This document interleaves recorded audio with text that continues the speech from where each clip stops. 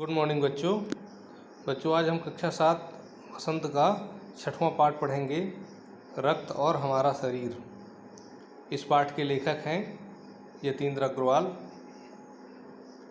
और इस पाठ में हम जानेंगे कि रक्त क्या होता है, हमारे शरीर में रक्त की क्या भूमिका होती है, रक्त के स्तर को शरीर में कैसे बनाए रख सकते हैं, रक्त का स्वरूप क्या होता है, उसके गुण क्या होते हैं, उसके अवयव क्या होते हैं, अर्थात रक्त के बारे में वो सारी चीज़ हम जानेंगे जो हमारे मन में जानने की इच्छा है, जिज्ञासा है। और निश्चित रूप से हमें रक्त के बारे में जानना चाहिए ताकि हम अपने शरीर को हमेशा स्वस्थ बनाए रख सकें। तो आइए देखते हैं इस पाठ में है क्या। दिव्या अनिल की छोटी बहन है। यूँ तो वह शुरू से ही कमज़ोर है, लेकिन इधर कुछ दिनों से उसे हर समय थकान महसूस होती रहती है। मन किसी काम में नहीं लगता। भूख भी पहले से कम हो गई है। अस्पताल में उसे डॉक्टर ने देखा तो कहा, लगता है दिव्या के शरीर में रक्त की कमी हो गई है, जांच करा कर देखते हैं। यह कहकर उन्होंने दिव्या को रक्त की जांच के लिए पास के एक कमरे में भेज दिया। वहाँ अनिल को अपनी ही जान पहचान की डॉक्टर दीदी दिखाई दी। तो बच्चों यहाँ पर किसकी बात हो रही है? दिव्या की, जो कि अनिल की छोटी बहन है। और उसे समस्या क्या थी? डॉक्टर के अनुसार उसके शरीर में खून की कमी थी। और खून की कमी अगर शरीर में होती है तो क्या लक्षण होते हैं? थकान, कमजोरी, भूख न लगना, ये मुख्य लक्षण होते हैं। जैसे ही लक्षण डॉक्टर ने देखा, खून की जांच का आदेश किया और जब खून की जांच के लिए अनिल अंदर गया तो वहाँ जान पहचान की डॉक्टर दीदी मिल गई। तो देखते हैं खून की जांच होती है और उसमें क्या निकलता है। डॉक्टर दीदी ने कहा, कहो अनिल, कैसे आना हुआ? अनिल ने बताया कि डॉक्टर ने दिव्या को खून की जांच के लिए आपके पास भेजा है। इतना सुनते ही डॉक्टर दीदी ने दिव्या की उंगली से रक्त की कुछ बूंदें एक छोटी शीशी में डाल दी और स्लाइड पर लगा दी। फिर अनिल से बोली, अनिल, तुम कल अस्पताल से रिपोर्ट ले जाना। अगले दिन अस्पताल पहुंचकर अनिल ने डॉक्टर दीदी के कमरे के दरवाजे पर दस्तक दी।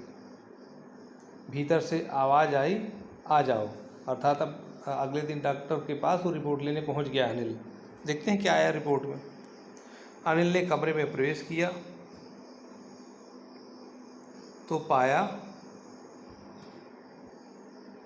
डॉक्टर दीदी सूक्ष्मदर्शी द्वारा एक स्लाइड की जांच कर रही थी।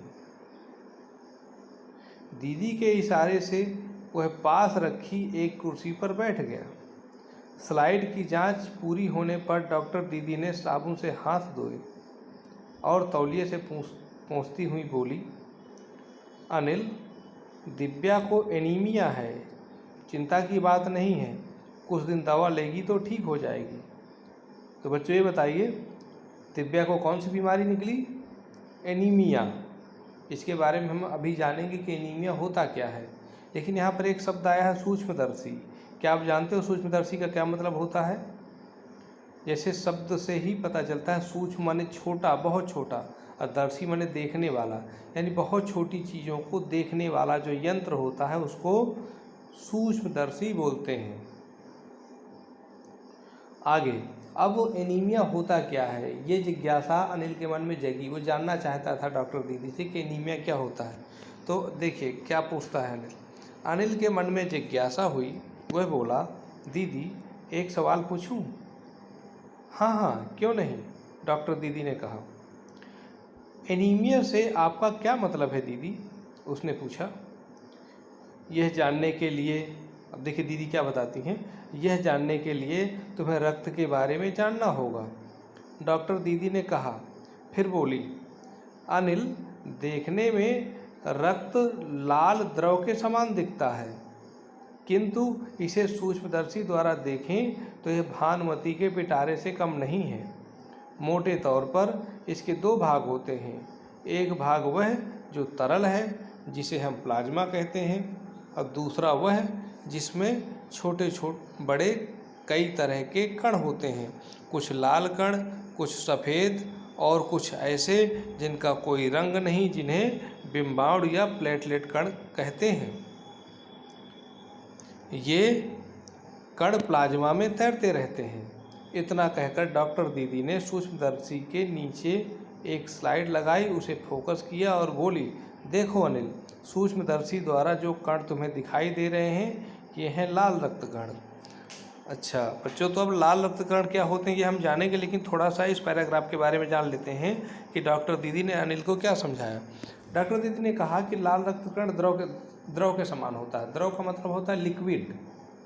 लिक्विड जैसे पानी होता है, दूध होता है, तेल होता है, तो ऐसे ही लिक्विड के समान होता है लाल रक्त कण बाहर से देखने में। लेकिन जब आप इसको सूक्ष्मदर्शी से देखते हैं ना, तो डॉक्टर दीदी ने कहा कि ये भानुमति के पिटारे के समान होता है। भानुमति का पिटारा का क्या होता है मैं आपको बता दूं। भानुमति का पिटारा वह पिटारा होता है जिसमें बहुत सारी चीज़ें एक पिटारे में भरी होती हैं। खिलौने भी भरे होते हैं और मशीनरी यंत्र भी भरे होते हैं, छोटे मोटे लोहे के सामान भरे होते हैं। मतलब इतना सारा विरोधी सामान भरा होता है जिनका आपस में कोई संबंध नहीं होता है। एक तरीके से आप कह सकते हो कचड़े का, कूड़े का ढेर होता है पूरा, वो है ना, बेमतलब का सामान उसमें सब भरा रहता है। इसलिए भानुमति का पिटारा कहते हैं, जिसमें कोई चीज़ समय से ढूंढे नहीं मिलती है, इसीलिए उसको भानुमति का पिटारा कह दिया, जिसमें मतलब बहुत सारी चीज़ें भरी रहती हैं। लेकिन अब हमें भानुमति का पिटारा हम रक्त को कैसे कह सकते हैं, तो यहाँ पर डॉक्टर दीदी ने बताया कि रक्त के दो भाग होते हैं। एक भाग जो तरल होता है यानी लिक्विड होता है, उसको प्लाज्मा कहते हैं। और दूसरा भाग वह होता है जिसमें कई तरह के कण होते हैं। कण कितने तरह के बताए? 3 तरह के, लाल रक्त कण, सफ़ेद रक्त कण और एक कण प्लेटलेट कण होते हैं जिनका कोई रंग नहीं होता, वो रंगहीन कण होते हैं। इस प्रकार से 3 तरह के कण बताए डॉक्टर दीदी ने। तो सबसे पहले जानते हैं कि लाल रक्त कण क्या होते हैं। तो डॉक्टर दीदी ने अनिल को सूक्ष्मदर्शी से लाल रक्त कण दिखाने की कोशिश कर रही हैं। देखते हैं क्या दिखता है उसमें। ये देखिए चित्र में देख रहे हैं ना, ये लाल रक्त कण है। आइए जानते हैं क्या लिखा है। स्लाइड देख मानो आश्चर्य से उछल पड़ा था अनिल। रक्त की एक बूंद में इतने सारे कण, इसकी तो वह कल्पना भी नहीं कर सकता था। वह बोला, इन्हें देखकर तो ऐसा लग रहा है मानो बहुत सी छोटी छोटी बालूशाही रख दी गई हों। बिल्कुल देखने में लग रहा है ना बच्चों की ये बालूशाही है। हाँ, दीदी बोली, लाल कण बनावट में बालूशाही की तरह ही होते हैं, गोल और दोनों तरफ अवतल, अवतल यानी बीच में दबे हुए। रक्त की एक बूंद में इनकी संख्या लाखों में होती है। यदि हम 1 मिलीमीटर रक्त लें तो उसमें हमें 40 से 55 लाख कण मिलेंगे।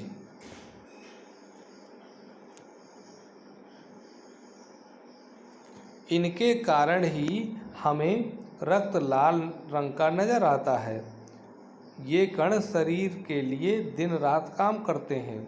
सांस लेने पर साफ हवा से जो ऑक्सीजन तुम प्राप्त करते हो, उसे शरीर के हर हिस्से में पहुंचाने का काम इन कणों का ही है। इनका जीवन काल लगभग 4 महीने होता है। 4 महीने के होते होते ये नष्ट हो जाते हैं, लेकिन एक साथ नहीं, धीरे धीरे, कुछ आज, कुछ कल, कुछ अगले दिन। तो बच्चों इसको एक बार फिर समझ लें। ये बालूशाही का आकार जो होता है वो किसका होता है? वो होता है लाल रक्त कण का। और बच्चों ये लाल रक्त कण की संख्या कितनी होती है एक बूंद रक्त में? तो इसमें कहा गया कि 40 से 55 लाख। अगर 1 मिलीमीटर रक्त ले लें तो 40 से 55 लाख लाल कण होते हैं। और सबसे ख़ास बात, हमारा रक्त यानी खून जो है लाल रंग का नज़र आता है ना, तो वो इन्हीं लाल रक्त के कणों, लाल कणों के कारण ही नज़र आता है। और इनका काम क्या होता है? जो भी हम ऑक्सीजन लेते हैं तो शरीर के हर हिस्से में ऑक्सीजन को पहुंचाना इन लाल रक्त कणों का ही काम होता है। अच्छा, इनका जीवन काल कितना होता है? 4 महीने का होता है।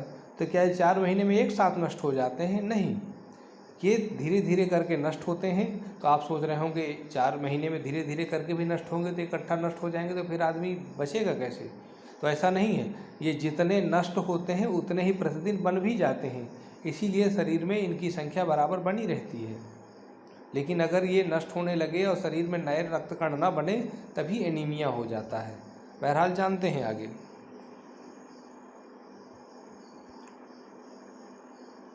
देखिए वही प्रश्न आया जो अभी आपके मन में आया था। अनिल ने पूछा, तब तो कुछ ही महीनों में खत्म हो जाते होंगे। अनिल ने कहा। यह सुनकर डॉक्टर दीदी मुस्कुरा उठी, बोली, नहीं, ऐसा नहीं होता।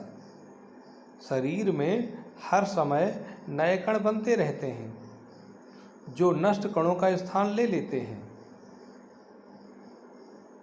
हड्डियों के बीच के भाग मज्जा में ऐसे बहुत से कारखाने होते हैं जो रक्त कणों के निर्माण कार्य में लगे रहते हैं।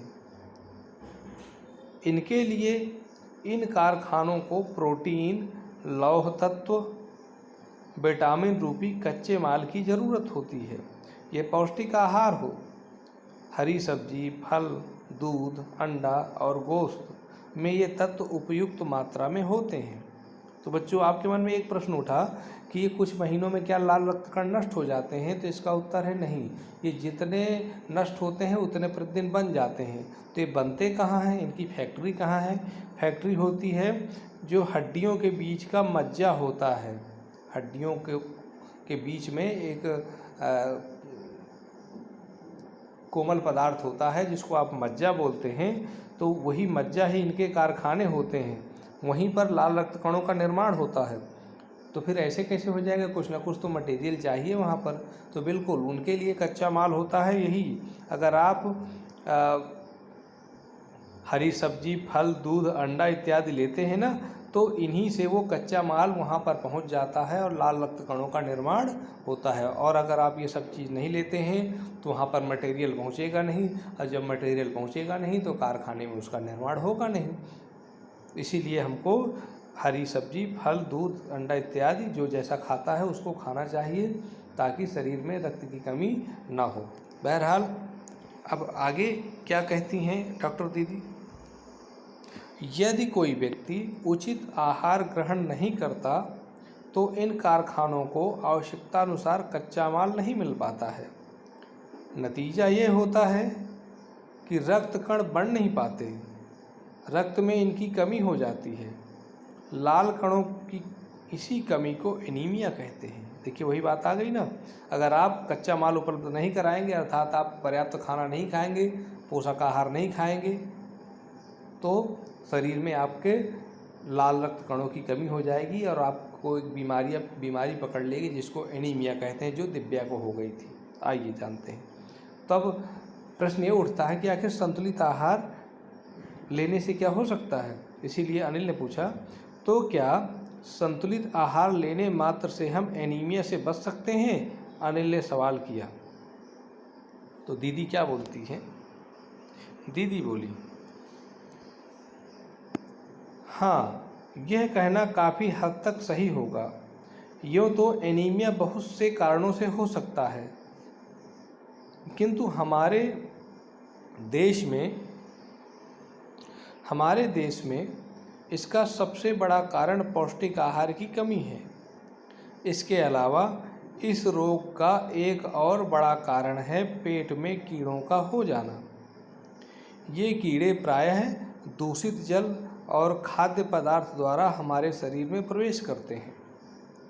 अतः इनसे बचने के लिए यह आवश्यक है कि हम पूरी सफाई से बनाए गए खाद्य पदार्थ ही ग्रहण करें। भोजन करने से पूर्व अच्छी तरह से हाथ धो लें और साफ पानी ही पिएं। और हाँ अनिल, एक किस्म के कीड़े भी हैं जिनके अंडे जमीन की ऊपरी सतह में पाए जाते हैं।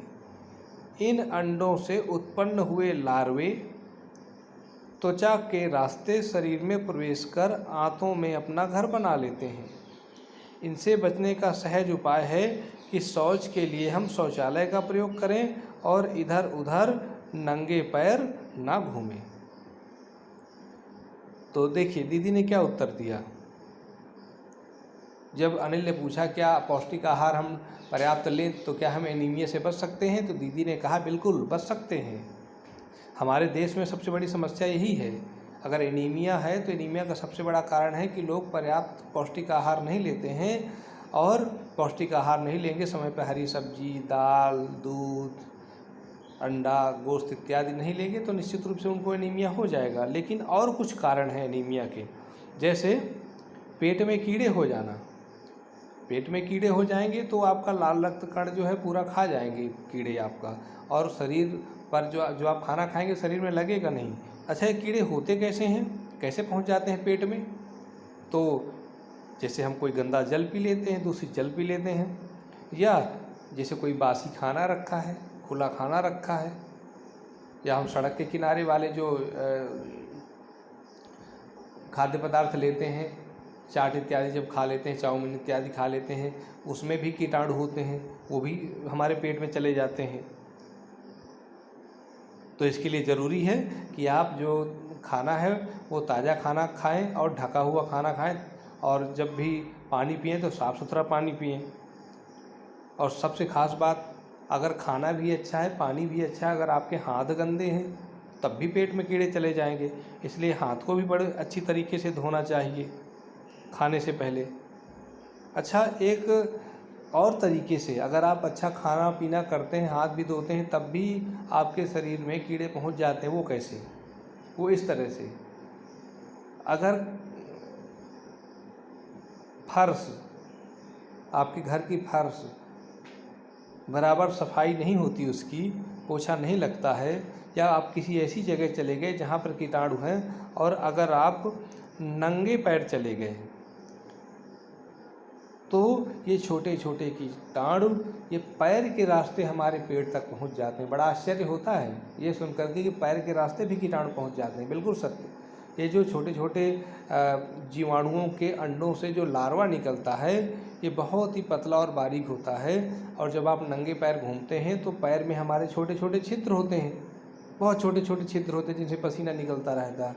तो उन्हीं छिद्रों के माध्यम से ये लार्वा हमारे शरीर तक पहुंच जाता है, पेट तक पहुंच जाता है, और फिर हमें एनीमिया की बीमारी से युक्त कर देता है। इसलिए अनावश्यक गंदी जगहों पर हमें नंगे पैर नहीं घूमना चाहिए, और खुले में शौच नहीं करना चाहिए, या शौचालय इत्यादि हैं तो बहुत साफ़ सुथरे होने चाहिए।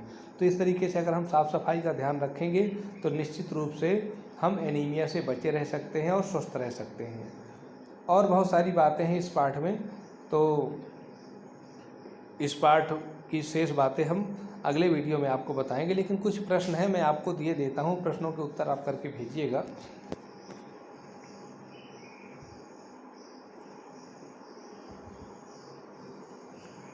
जैसे पहला वाला प्रश्न अभी आप छोड़ दीजिए, इसको मैं बाद में बताऊंगा। दूसरा वाला, खून को भानुमति का पिटारा क्यों कहा जाता है?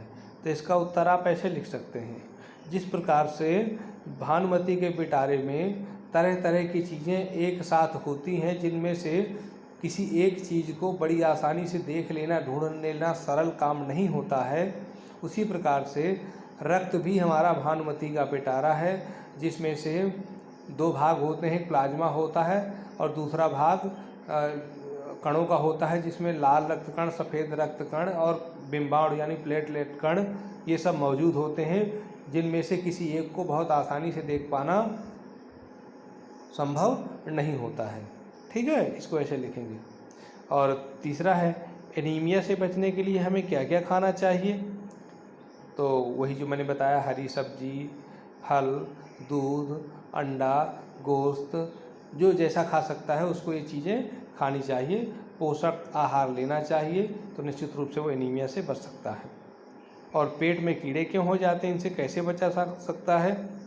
तो पेट में कीड़े हो जाते हैं दूषित जल पीने से, दूषित खाद्य पदार्थ से, गंदे हाथों से खाना खाने से, नंगे पैर घूमने से, है ना। तो इससे हो जाते हैं पेट में कीड़े। और इनसे कैसे बचा जा सकता है? साफ़ सफाई के द्वारा। ताज़ा खाना खाएं, साफ़ सुथरा पानी पिएं, हाथ धो करके खाएं, नंगे पैर अगर हम कहीं नहीं घूमते हैं तो निश्चित रूप से हम इन कीटाणुओं से बच सकते हैं। तो ये दूसरा, तीसरा और चौथा, ये 3 प्रश्नों के उत्तर आप लिख करके मुझे भेजिएगा। ठीक है, और इसके बाद फिर हम देखेंगे कि आगे के जो प्रश्न हैं उनके उत्तर क्या होंगे, उनको हम आपको अगले वीडियो में बताएंगे। तो आज के इस वीडियो में केवल इतना ही। आपने इस वीडियो को देखा, इसके लिए आपका बहुत बहुत धन्यवाद।